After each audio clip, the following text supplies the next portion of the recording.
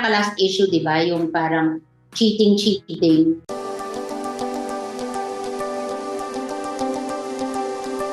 Trending at hindi pa din natatapos ang issue tungkol sa nangyaring hiwalayan sa mag-asawang Vic Soto at Pauline Luna.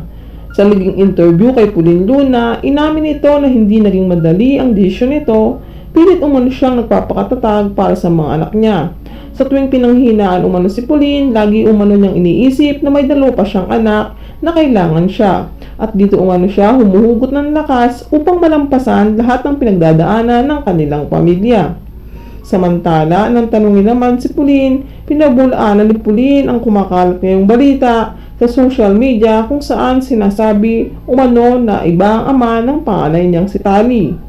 Hindi umano totoo na nabuntis siya ng ibang lalaki. Si Vic Soto lamang umano ang ama ng mga anak niya. Kailanman umano ay hindi nito nagawang lokohin si Vic Soto. Sobrang sakit umano sa part ni Pauline na husgahan siya, ngunit Diyos lamang umano ang nakakaalam ng lahat. Alam umano ni Pauline na mapapatunayan din niya ang sarili niya pati na din ang mga anak niya.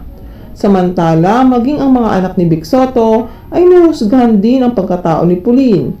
Ayon kay Pauline, halos palayasin na umano siya ni Danica Soto dahil sa pinaniniwalaan umano nito ang mga sabi-sabi lamang.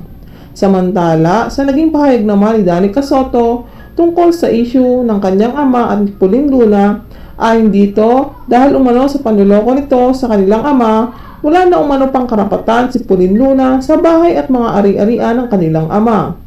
Hindi umano mapapaikot ni Pauline ang ulo nila, dahil sa puro kasinungalingan lamang umano ang mga sinasabi ni Pauline. Hindi umano lubos maisip ni Danica na lolokohin lang nito ang kanilang ama sa kabila ng lahat ng pagmamahal at luho na ibinibigay nito, maging masaya lang si Pauline Luna. Balang araw umano ay marirealize din ni Pauline lahat ng mga maling ginawa nito sa kanilang ama.